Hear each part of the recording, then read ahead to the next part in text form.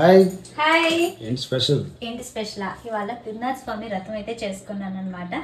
ముందు అయ్యవారిని చూసేద్దాం, అక్కడ మాట్లాడుకున్నాం. ఈ రోజు అయితే త్రినాథ స్వామి వ్రతం అయితే చేసుకున్నాను అనమాట. మేమైతే పౌర్ణమి తర్వాత ఆదివారం చేసుకుంటాం అనమాట. కార్తీక మాసంలో ఏ ఆదివారం అయినా చేసుకుంటారు ప్రతి ఒక్కరు కూడా. నేనైతే మాత్రం పౌర్ణమి తర్వాత వారం చేసుకోవడం నాకు అలవాటు. పౌర్ణమి తర్వాత అయ్యవారికి అయితే ఇలా పూజించేసుకున్నాను అనమాట. ఒక్కొక్కరు ప్రతి వారం కూడా చేసుకుంటారు, నెలంతా కూడాను. కార్తీక మాసం నెలంతా కూడా పూజ చేసుకున్న వాళ్ళు ఉంటారు.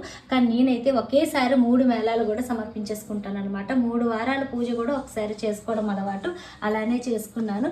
ఎప్పుడు కూడా కాల్చిన మట్టి ప్రమిదల్లో దీపారాధన చేయకూడదు. ఈ పూజకి అలా చేసిన ప్రమిదలు తీసుకొచ్చి పూజ అయితే చేసుకుంటారు. అలానే ఈసారి కూడా కొత్త ప్రమిదలు తెచ్చుకున్నాను, పూజ అయితే చేసుకున్నాను. గంజాయి వేయడానికి ధూపానికి అవి అమ్ముతారు కదా, అందరికీ తెలుసు.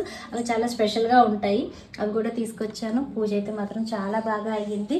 కొత్తగా ఏం కొన్నానంటే ఈ కుండలు ఉన్నాయి కదండి, బుజ్జి బుజ్జి కుండలు, కలసానికి అయ్యవారికి వాటర్ పెట్టడానికి కలసం కోసమని అవి అయితే తెచ్చుకున్నాను అనమాట. అవి అయితే 6 తెచ్చుకున్నాను. ఇత్తడివి ఇవి అయితే 3 పెట్టాను, మొత్తం 9. 3 వారాలకి తగ్గట్టు 3 తాంబూలాలు, 3 దీపాలు, 3 కలశాలు, అలాగే 3 కొబ్బరికాయలు. ప్రసాదం విషయానికి వచ్చేసరికి ఈ పూజకి స్పెషల్గా ప్రసాదాలు ఏవి ఉండవు, అందరికీ తెలిసిందే. వడపప్పు బెల్లమే పెడతాం, అలాగే వడపప్పు బెల్లం. నేను అటుకులు పంచదార కూడా పెడతాను ఎవ్రీ ఇయర్. అలా పెట్టేసుకున్నాను అనమాట. తల్లి నలుగురం కూర్చొని పూజ అయితే మాత్రం చాలా బాగా చేసుకున్నాం. తెల్లవారుజామునే వచ్చామండి విజయవాడ నుంచి.